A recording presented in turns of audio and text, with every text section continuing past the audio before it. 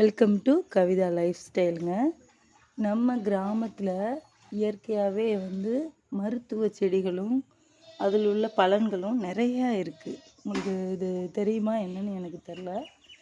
நம்ம இன்றைக்கி சமையல் இந்த கீரையை வச்சு தான் பண்ண போகிறோம். எதனால் சொல்கிறேன்னா, இந்த கீரை உடல் உள்ள எலும்புகளுக்கு அவ்வளோ நல்ல ஒரு விஷயமாக இந்த கீரை பயன்படுது. கிராமத்தில் ஆடு சத்தம், மாட்டு சத்தம், பறவைகளோட சத்தம் எல்லாமே அதிகமாக இருக்கும். கொஞ்சம் அட்ஜஸ்ட் பண்ணிக்கோங்க. குழந்தைங்க சத்தம் கூட கேட்குது. ஏன்னா இன்றைக்கி ஞாயிற்றுக்கிழமைனால கோயில் இருக்கனால ஆளுக போய்கிட்டு வந்துக்கிட்டு இருக்காங்க. இதுக்கப்புறம் நம்ம வீட்டுக்குள்ளே இருந்து தான் சமையல் வீடியோவை பார்க்க போகிறோம். இதுதான் இந்த கீரையோட மரம். சின்னோண்டு அதாவது இயற்கையாக எனக்கு கிடைக்கக்கூடிய ஒரு விஷயம்னா அது இந்த கீரை தான். நான் இதை எங்கள் ஊருக்கு கொடுத்து விடுவோம்னு இந்த கட்டையை வாங்கிட்டு சும்மா அந்த மூளையில் போட்டு வச்சுருந்தேன். அது பார்த்தா மழையிலேயே அப்படியே வேர் கீழே போய் முளைச்சிருச்சு. இதில் ஒரு சின்ன பிஞ்சு இந்த அளவு கட்டை வச்சா கூட அழகாக இந்த கீரை வளரக்கூடிய தன்மை இந்த கீரைக்கு இயற்கையாகவே உண்டு. ஆனால் நம்ம இதை அப்படி பராமரிக்கணும், இப்படி பராமரிக்கணும் அப்படியெல்லாம் எதுவுமே கிடையாது. இதுக்கப்புறம் நம்ம இந்த கீரையை சமைக்கிறத பார்க்கலாம். இதை எப்படி சமைக்கலாம் அப்படின்றதையும் நான் உங்களுக்கு சொல்லி கொடுத்துட்றேன். ஒரு வேளை உங்களுக்கு இந்த கீரை எங்கேயாச்சும் கிடச்சிச்சு அப்படின்னா கண்டிப்பாக நீங்கள் ஆஸ்பத்திரியில் போய் கை வலி, கால் வலி, அது இதுன்னு மாத்திரை வாங்கி சாப்பிடுவீங்க. இந்த கீரையை சமைச்சு நீங்கள் ரெகுலராக சாப்பிடும்போது அதுக்கான ஒரு வேலையே இல்லாமல் போயிடும். இந்த கீரை எலும்புகளுக்கும் வாதம், அதாவது கை கால் விளங்காமல் இருக்குன்னு சொல்லுவாங்கள்ல, கை கால் வராமல் இருக்குன்னு சொல்லுவாங்கள்ல, அதுக்கு இந்த கீரை அவ்வளோ பயனுள்ள ஒரு விஷயமாக இருக்குது. நீங்கள் இந்த கீரையோட இது எப்படி இருக்குன்னா, நம்ம தேக்கு இலை மாதிரியே இருக்கும். அது சொர சொரப்பாக இருக்கும். இது வலுவலுப்பாக இருக்கும். ரெண்டும் ஒரே மாதிரியே தான் இருக்கும். இந்த கீரையில் பார்த்தா முள்ளாக தெரியும், ஆனால் முள் எதுவும் இருக்காது. பார்வைக்கே இந்த கீரையோட உடம்புல இந்த மாதிரி இருக்கும். சரிங்களா? கீரை இப்படி தான் இருக்கும். இதுக்கப்புறம் இதை எப்படி சமைக்கலான்னு நான் சொல்லித்தரேன். இந்த நடுவில் இருக்குல்ல இந்த தண்டு, இதை நம்ம எடுத்துடணும். எடுத்துட்டு நம்ம முருங்கைக்கீரையை எப்படி பொரிப்போமோ அதே மாதிரி இது ஈரலோட, ஆட்டு ஈரலோட சேர்த்தும் இதை சமைப்பாங்களாம். இது எப்படி சமைப்பாங்கன்றது நான்வெஜ் சாப்பிட்றவங்கள்ட்ட கேட்டால் தான் தெரியும். நான் நான்வெஜ் சாப்பிட மாட்டேன், அதனால் இது அதுக்கான பக்குவம் எனக்கு தெரியலை. முருங்கைக்கீரை சாப்பிட்டா வைட்டமின் ஏன்னு சொல்லுவாங்க. அதே மாதிரி இந்த கீரை நரம்புகளுக்கும் உடம்புல உள்ள எலும்புகளுக்கும் அவ்வளோ ஒரு நல்ல மருத்துவமான கீரை. இயற்கையாகவே இதுக்கு சும்மா பூமியில் வச்சு தண்ணி விட்டாலே போதும். வேறு இதுக்கு அந்த உரம் போடணும், இந்த உரம் போடணும் அப்படின்லாம் எதுவுமே கிடையாது. கிராமத்தில் ஈஸியாக விளையக்கூடிய கீரை வகைகளில் இதுவும் ஒன்று. இதை வாரத்தில் 2 நாள் 3 நாள் நம்ம எடுத்துக்கும் போது கால் வலி, கை வலி எதுவுமே வராது. மாத்திரையிலேருந்து விடுபடலாம் இந்த கீரையை நீங்கள் தொடர்ந்து சாப்பிடும்போது. சரிங்களா? வாங்க இதுக்கப்புறம் இதை எப்படி சமைக்கலான்னு சமைச்சு காட்டுறேன். கிராமத்தில் ஈஸியாக கிடைக்கக்கூடிய ஒரு விஷயம்னா அது இந்த கீரை மட்டும்தான். நாங்கள் எனக்கு 2ம் சிசேரியன்றனால அடிக்கடி முதுகு வலி வரும். நான் இந்த ஒயர் கூட இதெல்லாம் பின்னுறதுனால ரொம்ப உட்காந்துட்டே வேலை செய்வேன். இந்த கீரையை ஒரு நாள் சொன்னாங்க, இதை சாப்பிட்டா உடம்புக்கு அவ்வளோ நல்ல விஷயம், நீங்கள் ட்ரை பண்ணி பாருங்கள் அப்படின்னு சொன்னாங்க. சரி, இன்னும் ஒரு குச்சியை கொண்டு ஊரில் வைக்கலாம், அம்மாட்ட கொடுத்து விடலாம் அப்படின்னு நினைக்கும்போது இந்த மூளையில் போட்டு அம்மா வரவே இல்லை. அதை பார்த்தா இயற்கையாகவே அப்படியே விளைஞ்சிருச்சு இந்த கீரை. இது எனக்கான ஒரு கடவுள் கொடுத்த வரப்பிரசாதம் தான் நான் நினைப்பேன். சரிங்களா? இதுக்கப்புறம் நம்ம எப்படி சமைக்கலான்னு பார்க்கலாம். இந்த கீரையை இப்படி இந்த நடுவில் உள்ள காம்பை எடுத்துட்டு இது அப்படியே கத்திரிக்கோலில் இது ஃபுல்லாகவே எடுத்துடணும். இது அப்படியே போடலாம், ஒன்றும் வரல, ஒன்றும் பிரச்சனை இல்லை.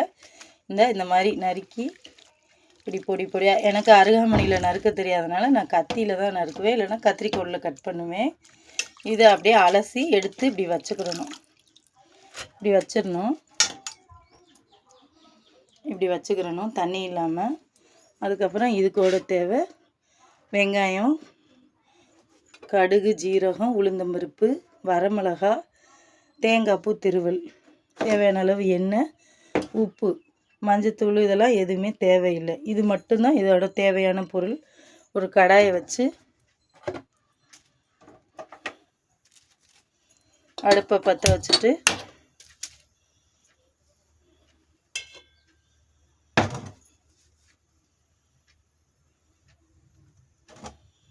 தேவையான அளவு எண்ணெய் ஊற்றிக்கலாம்.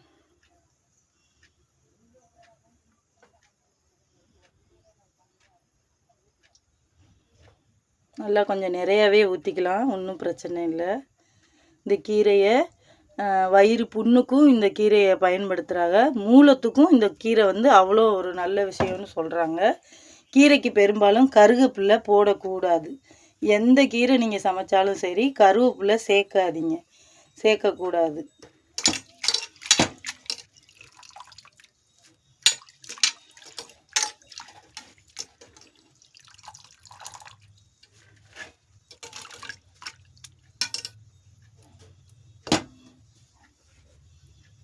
எண்ணெய் நல்லா காஞ்சிருச்சு. இப்போ நம்ம கடுகு ஜீரகம் இதை அப்படியே போட்டுக்கலாம்.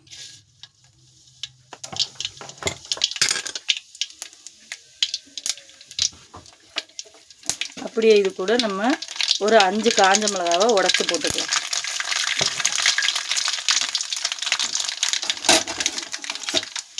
ரொம்ப ஈஸியான ஒரு விஷயம் இந்த கீரை. இப்போ வெங்காயத்தை அள்ளி போட்டுக்கலாம். கருக விடக்கூடாது, கசக்க ஆரம்பிச்சிடும். ஏற்கனவே நான் ஒரு சேனல் வச்சுருந்தேன், ஹாப்பி ஃபேமிலின்னு. அந்த சேனல் என்னாச்சுன்னு தெரியல, பாஸ்வேர்டை மறந்துட்டாங்களாம். ப்ளீஸ் எனக்கு சப்போர்ட் பண்ணுங்கள். கிராமப்புறத்தில் இருந்து நம்ம ஒரு வாழ்வாதாரத்தை எப்படி நம்ம வாழ்கிறோன்ற ஒரு விஷயத்தை தான் கவிதா லைஃப் ஸ்டைலுன்னு நான் சேனலை மாற்றி வேறு சேனல் நான் வந்து பயன்படுத்திகிட்டு இருக்கேன். ப்ளீஸ் உங்களோட ஆதரவையும் அன்பையும் எனக்கு கொடுக்கணும்னு நான் கேட்டுக்கிறேன்.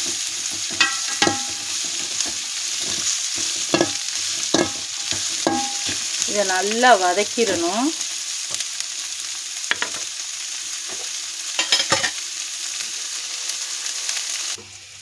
இப்போ இதுக்கு தேவையான அளவு உப்பு போட்டுக்கலாம். எந்த அளவுக்கு வதங்கிடுச்சு பார்த்தீங்களா? சமையல் வந்து ஒரு கலை. அது நம்ம உடம்புக்கு வந்து ஆரோக்கியத்தை கொடுக்குற மாதிரி நம்ம எப்போவுமே சமைச்சு சாப்பிடும்போது உடம்புக்கு ரொம்ப நல்லது. இப்படி தான் இதை வதக்கணும். எந்த அளவுக்கு இந்த மிளகாவில் உள்ள காரத்தன்மை எல்லாம் இந்த வெங்காயத்தில் இறங்கிருச்சு. உப்பு போட்டு வதக்கலாம். நான் கொஞ்சம் லேட்டாகவே உப்பு போட்டேன், ஏன்னா கொஞ்சம் இந்த வெங்காயத்தோட கலர் மாறட்டும் அப்படின்றதுக்காக. இந்த வரமிளகா போட்டோம்ல, அதில் உள்ள கலர் இறங்கட்டும், அதுக்கப்புறம் உப்பு போடுவோன்னு சொல்லிட்டு நான் கொஞ்சம் லேட்டாகவே போட்டுக்கிட்டேன். ஏன்னா நான் நிறைய வெங்காயம் சேர்த்தேன், அப்போ தான் டேஸ்ட்டாக இருக்கும் இந்த கீரை. சாப்பிட்றதுக்கும் குழந்தைங்க விரும்பி சாப்பிடுவாங்க. இப்போ இந்த அலசி வச்சுட்டு இந்த கீரையை அப்படியே அதில் போட்டுக்கலாம். இந்த தண்ணியோடவே போட்டுக்குவோம், அப்போ தான் வேகிறதுக்கு கொஞ்சம் நல்லாவே இருக்கும். தண்ணி இருக்கனால சுறுசுறுன்னு கேட்குது பார்த்தீங்களா? சிம்பிள் இந்த கீரை. இதை நீங்கள் சமைச்சு சாப்பிடும்போது ஆட்டு ஈரல் சாப்பிடுவாங்களாம், அந்த மாதிரி இருக்குன்னு சொல்லுவாங்க. நாங்கள் சைவன்றதுனால நான் பெரும்பாலும் கவிச்சி எங்கள் வீட்டில் எடுக்க மாட்டோம். பருப்பு கூட்டு இந்த மாதிரி தான் நாங்கள் சமைப்போம். நான் இனிமேல் டெய்லி ஒரு வீடியோ எடுத்து போடுறேன், எப்படி சமைக்கிறேன், அதுக்கான அளவுகள் என்ன போடுறேன்றதை நீங்களே பார்க்கலாம். இந்த எண்ணெயெல்லாம் இதில் வந்துடுச்சு பாருங்கள். இந்த கீரையை பார்க்க இப்படி இருக்கா? இது வெந்தோன்னா அவ்வளோ டேஸ்ட்டாக இருக்கும். இந்த கீரை அவ்வளோ உடம்புக்கு நல்லது. ஆப்ரேஷன் பண்ணி குழந்தை எடுக்கிறாங்கள, அவங்கள வந்து முதுகோட நடு தண்டில் தான் இந்த ஊசி போடுவாங்க. அது நான்லாம் ரொம்ப வேதனைப்படும் போது ஒருத்தவங்க சொன்னாங்க, நீ இந்த கீரையை சாப்பிட்டு பாரு, உனக்கு அதுக்கான பலன் தெரியும் அப்படின்னு. இப்போ நான் எவ்வளோ வேலை பார்த்தாலும் எனக்கு முதுகு வலியே இல்லை. நீங்கள் இந்த கீரையை சர்ச் பண்ணி கூட பாருங்கள். இந்த கீரைக்கு விதவிதமான பேர்களும் இருக்குது. ஆமாங்க, விதவிதமான பேர்களும் இந்த கீரைக்கு இருக்குது.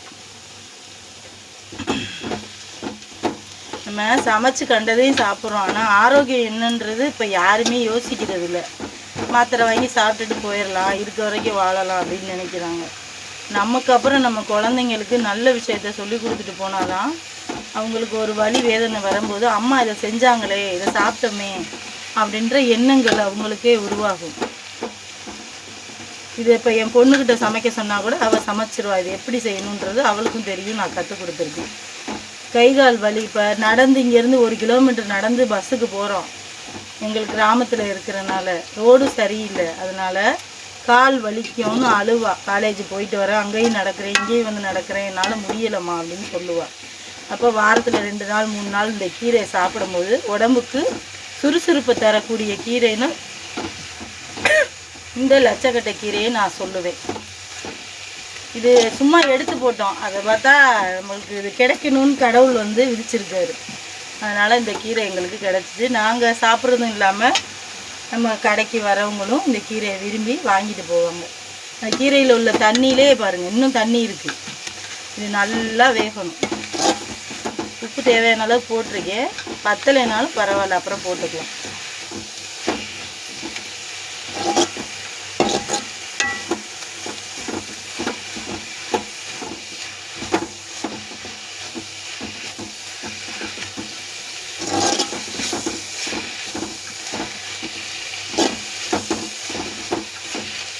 நல்லா வேக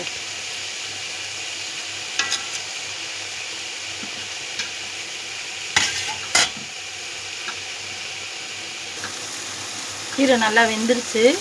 தேவையான அளவு தேங்காய் போட்டுக்குவோம். அவ்வளோதான். ஒரு 10 நிமிஷம் 15 நிமிஷத்துலேயே வெந்துடும் இந்த கீரை.